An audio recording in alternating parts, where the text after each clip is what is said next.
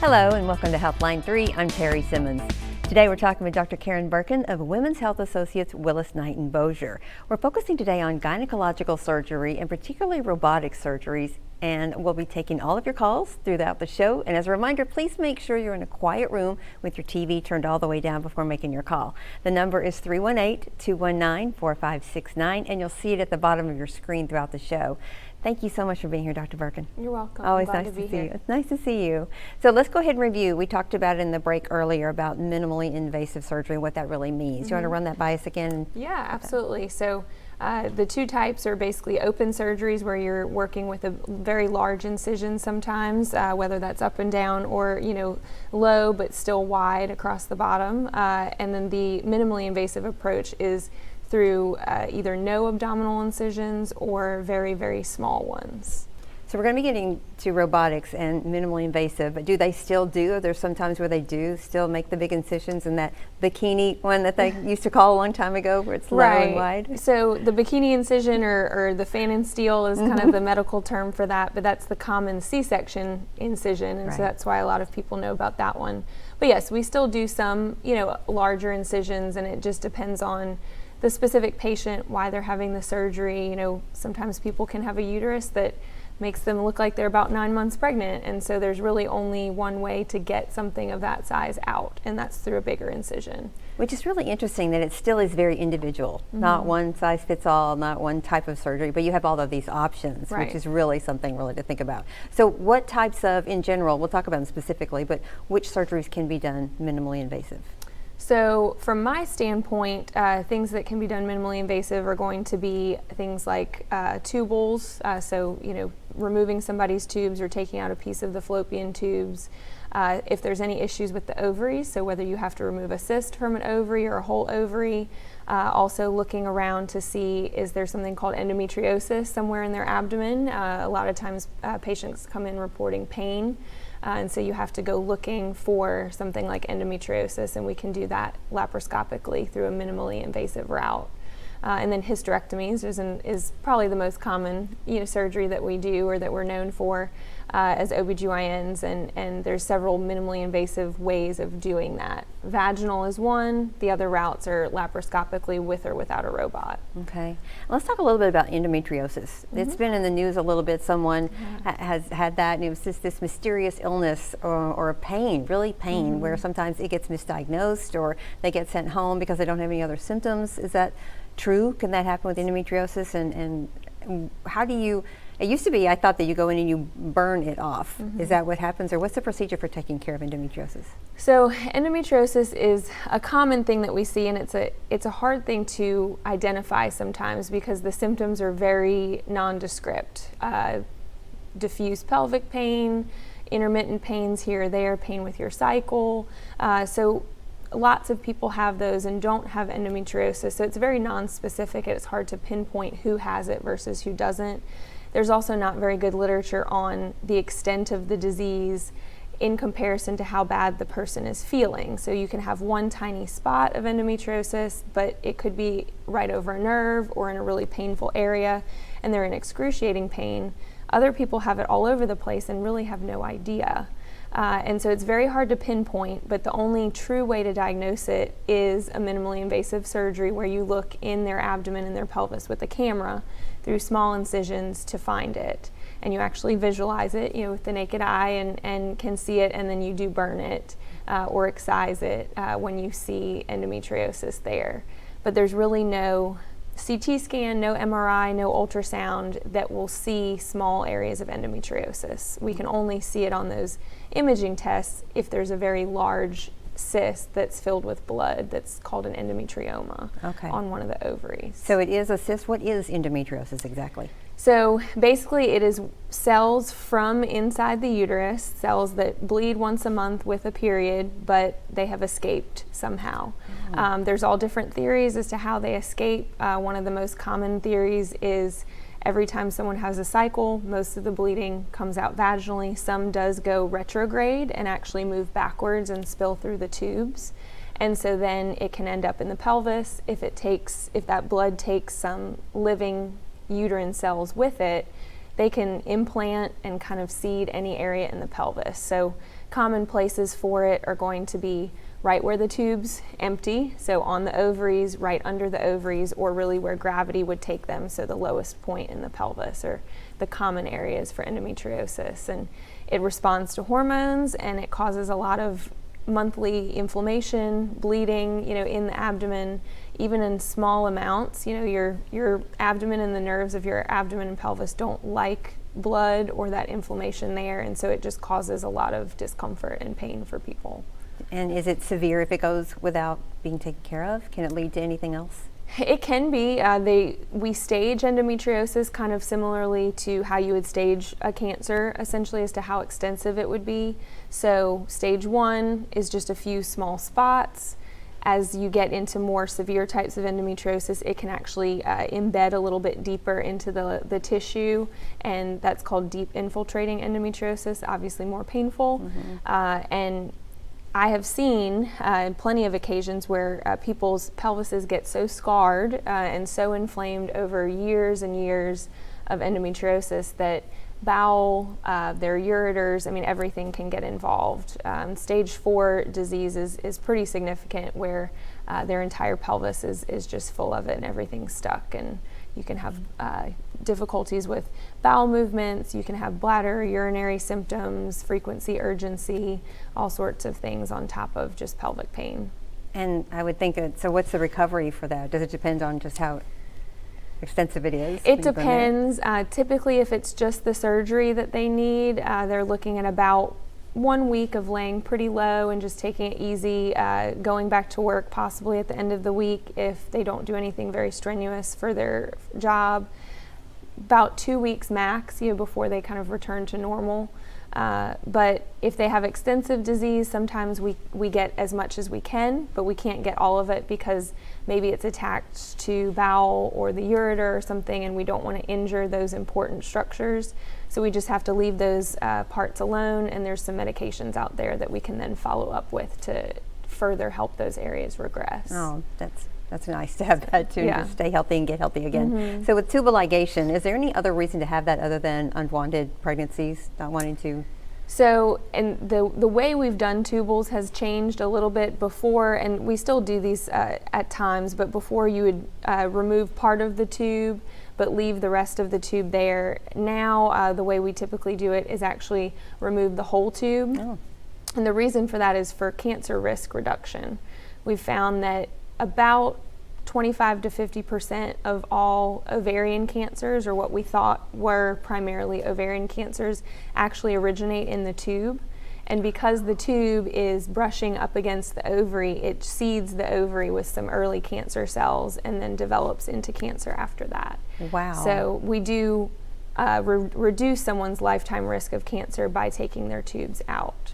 That is, how progressive is that to It's save? fairly new. Yeah, that's really interesting, because I know before you could also, the term tie your tubes used to be the term where you could actually tie them off and then sometimes have a reversal a long time ago. So is that no longer an option if something happens, or there's still that? So you can still, if you have one of the traditional types of a tubal where you either tie them off or put a clip or essentially a rubber band around them, or remove a section of the tube, then yes, there is the possibility of reversing a tubal. If you take the whole tube out, that is the disadvantage. If someone regrets their decision and then wants to try to have babies again, then they cannot really do anything other than in vitro fertilization at that point. Okay. Well, we have Joy on the line for Okay. you. Hi, Joy. What is your question? On my left side of the pubic hair area, there's a bulge there, and I was just wondering what you think that might be. It seems like it's the size of a ping pong ball. Is it on the you can see it or feel it externally, or is it a pain or a bulge that you feel that's deeper? I can see it a little bit. Sometimes I can't see it, but I most of the time feel it like when I'm getting washed. Okay. Is it, so it's more vaginally? I don't know. I don't think so. I see it like just above the pubic hairline. Okay. So there's all sorts of glands, sweat glands. There's also something called the Bartholin's glands down there, and they can, just like any other gland on our body, get swollen at times. They can have infections, form abscesses. So there could be that there's an infection in there. Sometimes we need to go ahead and numb the area and open it up and let that drain. But anytime there's hair follicles, there can always be an infection or a boil, essentially, that forms kind of around a hair follicle as well. So that would be something. If you feel a bulge, go ahead. I think I probably had it for like 3 or 4 years, and it doesn't really hurt. It's just there. Okay, it could be there's sebaceous cysts as well. Most of the time, if it's something that doesn't interfere with your daily activities and it's not painful and it's not too large, sometimes we just leave them alone. But if it affects your quality of life or ever flares or becomes more painful, we do it all the time, to where people come into the office and we just numb the area and then go ahead and open that spot up. Just take a look. All right. Well, thank you for You're your more than welcome to information. come in and have us take a look. All right, good. Thank you so much, Joy. Appreciate you calling. And so what are the advantages to having minimally invasive surgery? One of the main ones is recovery. Typically, when you have a large incision, you're looking at about 4 to 6 weeks of at least a good bit of recovery time and having to move a little bit slower than you're used to. When you do minimally invasive surgery, you have such small incisions that you do not have to really go through a whole lot of recovery after that. Your actual abdominal soreness is much less. And then scarring is a big issue too. People are worried about, going to the beach, and if you have a very large incision, sometimes people just do not want that. And so working through the vaginal hysterectomy route, which would really leave you no incisions whatsoever on your abdomen, or a minimally invasive approach like a laparoscopic or robotic surgery, where you just have very, very small 1 centimeter incisions that become very faint over time, can really help people, just enjoy their life like they would want to. That's incredible. All kinds of benefits. Okay, and we have another caller for you. Okay. Mai, thank you for calling. What's your question? Who, me? Yeah, Mari, are you there? Oh, yeah, hi. I didn't hear it. Yes. My question is, okay, I had a hysterectomy, and then after my baby, I bled for 13 months, and I had cramps like I was still in labor. So I did the thermal ablation. That stopped the bleeding, but then I still was cramping. So then I did the laparoscopy, and then I don't know what that did. Maybe that was before the thyroid, but I don't remember.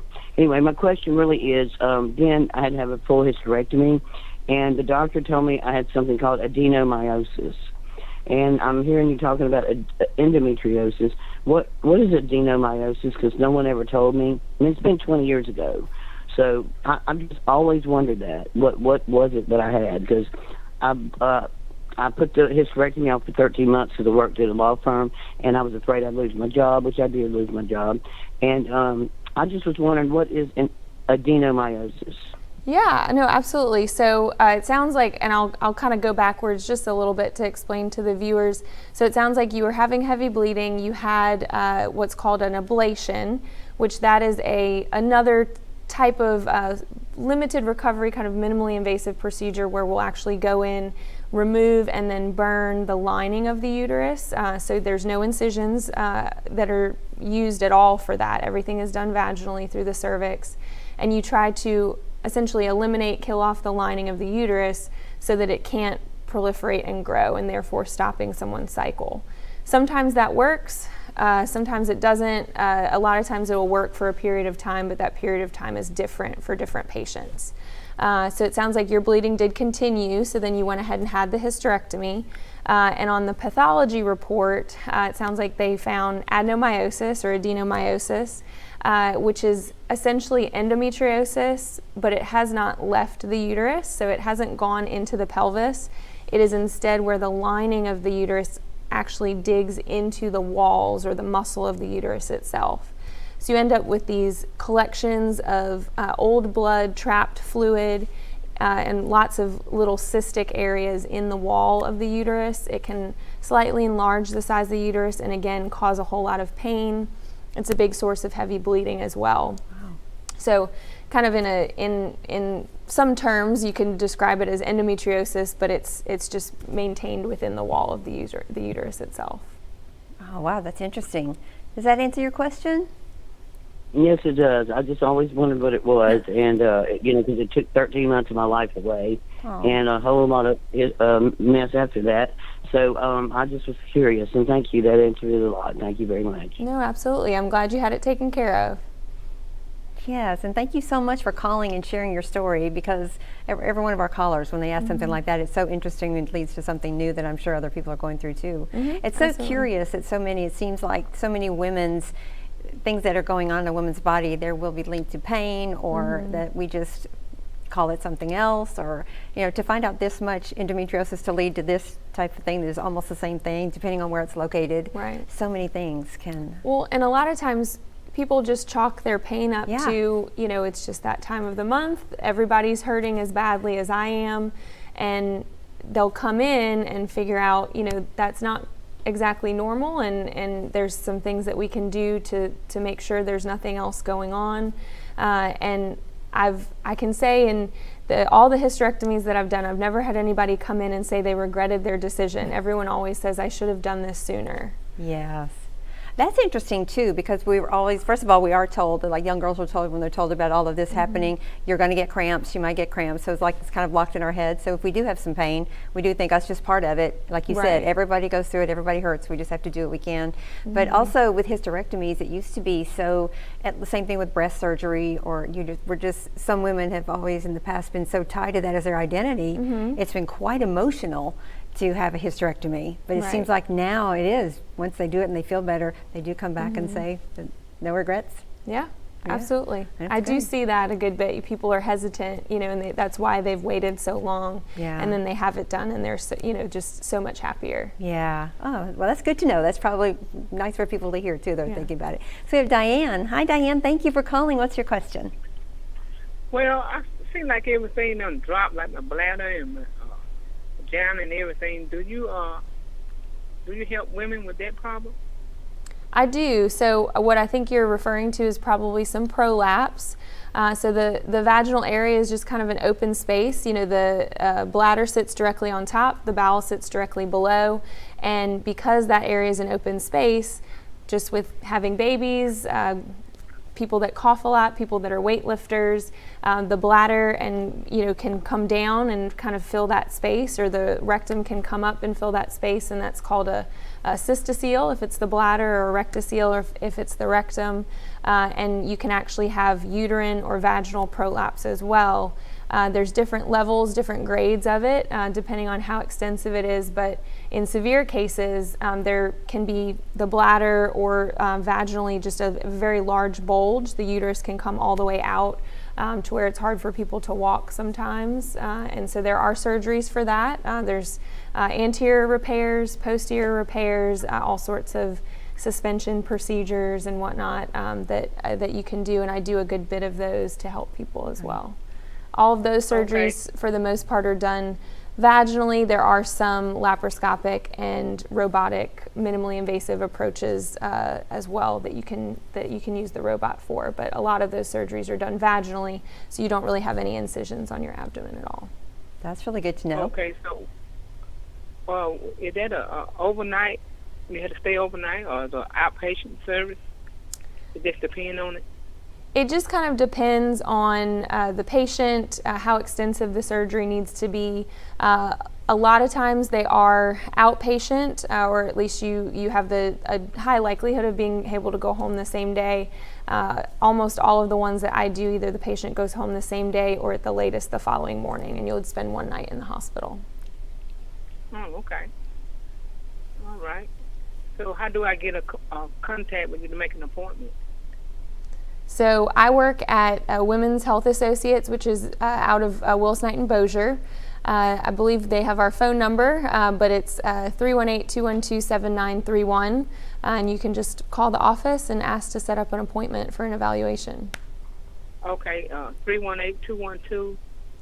7931. 7931. Okay, well, thank you very much. You're welcome. Good luck to you. Well, that was good. That was a good, another question that probably a lot of people have and think that's something they've got to live with too. Right. Do you have people come to you and this is happening and they think something's drastically wrong, they don't know what's going on and have never heard of that? And Well, they don't know what's coming down either. Yeah. You know, is it your bladder? I mean, people don't necessarily understand, you know, when they see a bulge coming down, I mean, they're thinking, you know, is something open in there? Is it, you know, my bowel coming all the way down? And in some cases, you know, it can be a big emergency if there's enough of a prolapse and it kinks off the urethra. You know, sometimes people can't void and can't empty their bladder if it gets very extensive. And so there's certain procedures that can really help people out, and they think, you know, maybe this is something I just have to live with and have to deal with. But when you figure out that there's options out there, your quality of life will improve significantly. yeah, so much. So go check it out first before you think you just got to live with it. Yeah, absolutely. So what different types of hysterectomies are there before we go into the robotics? And So vaginal hysterectomy that was the first minimally invasive, you know, hysterectomy that was available. It's been around for a long time. You have no incisions on your abdomen whatsoever. You have to be the right candidate for a vaginal hysterectomy. Typically, if someone's had vaginal babies before, you know, there's, you know, enough room there and you can have room to operate. Also, your uterus does have to be on the medium to smaller side. You know, for someone that has a uterus that has gotten very large with fibroids or whatnot, you just can't take it out vaginally. So it does have to be of a certain size. And if anyone's having significant pain, oftentimes I will at least talk to patients about looking up top with a camera for, you know, at least part of the surgery to make sure that there is nothing like endometriosis that we would miss because we can't see anything like that vaginally. So the vaginal hysterectomy is pretty straightforward. After that, there's the abdominal hysterectomy, which we typically reserve for very large uteruses. That's really the only way to get them out is through a bigger incision. And then minimally invasive surgery, either laparoscopic or robotic, is very good for uteruses of all sizes. Can't be too big, but we can typically take them out even if they're a little bit on the larger side. And anybody that has pain, an issue with their ovaries, you just get a much better survey of what their abdomen and pelvis looks like. And so if you're suspicious for anything like that, then it's good to do the laparoscopic or the robotic approach to be able to see what's going on. yeah, definitely. That's the first thing I thought of when you said the vaginal would be, of course, great. There's no incision, and it's probably, I would think, a quicker recovery. But you can't really see everything. Robotic. One of the advantages of robotic surgery is you are in there and you can see if anything that is going on, something that you might not have caught otherwise. Is that right? Right, and a big advantage robotically is you're still working through those small incisions, but your instruments are incredibly small. The camera is 3D and it's incredibly detailed, so you can get very close to an area and do very fine dissection. So if something is adherent or stuck to a particular area, these bad endometriosis cases where you're having to tease different structures off of one another, you can do very fine work with the robot. It also does have the ability, there's a certain feature where you can use a certain dye and it will actually make areas of endometriosis light up. Wow. With the camera. And so even if they're not very visible, because there is such a thing as clear endometriosis, so even if it's not very visible to the naked eye, you can use this dye feature and pinpoint even some areas that you wouldn't be able to see otherwise. Oh, that's incredible. So. What are some reasons someone might not have might not have the robotic surgery? Sometimes personal preference, you know, Right. if they've had a prior C-section and they would just prefer to have that one same scar, we can definitely go through the same scar to do the surgery. Again, if their uterus or their ovaries are too big, you know, we can't get them out any other way, that would be another reason. And then sometimes we do joint procedures or joint cases with other providers, hernia repairs or things like that at the same time. And so depending on the best route of surgery for all of the procedures, you know, we may choose one option versus another. So once again, it's just like really tailored to the individual. Their feelings too, what they want and don't. So they Right. have more of a choice too in what they have and how they have it. Yeah, right? absolutely. Okay. And let's talk about, we talked a little bit in the break before the show started. I never thought about that. We talked to all different types of doctors about robotic surgery, and in my mind there was just one type of robot, but there's different types of robots for different specialties, right? There is, and the robot that I use, it's called the Da Vinci robot. Lots of different specialties will use it, general surgery, urology, you know, amongst a lot of others.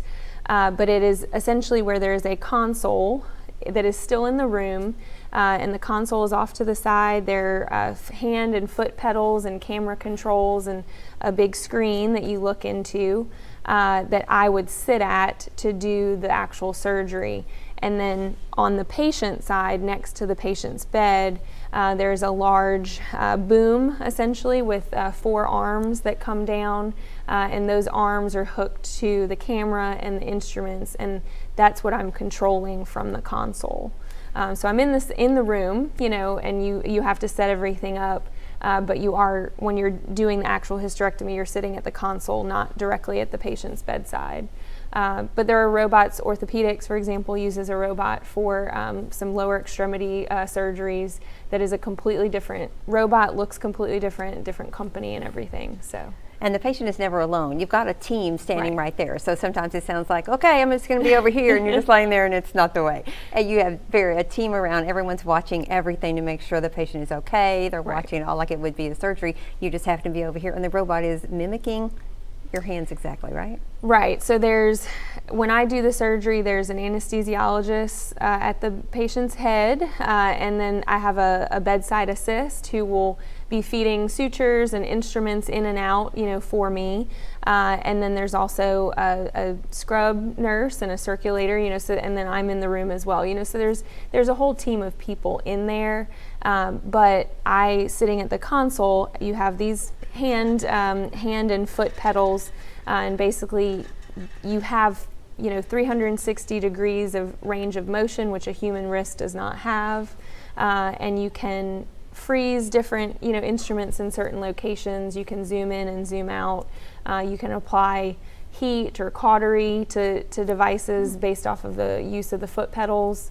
And even in certain instances in training hospitals and training facilities, there can be a second console where you have a resident that you can, as the attending, you can relinquish control of certain instruments at certain times to their console. And so that's how I trained, for example, to learn how to use the robot, is I had a staff that was doing most of the surgery, and then when there were moments that they felt was safe, they would transition the controls over to my console, and then I would get to do, you know, some things, and you slowly, you know, get more and more comfortable and get more and more control until you get to do the whole thing. So speaking of your training, what was it like for you to start doing surgeries this way? Was it easily adaptable? Were you excited about doing it? Were there any concerns? What was it like? The biggest concern or the biggest difference is you don't necessarily have that direct feedback, because you're not directly holding onto tissue and feeling the tension and the give of the tissue.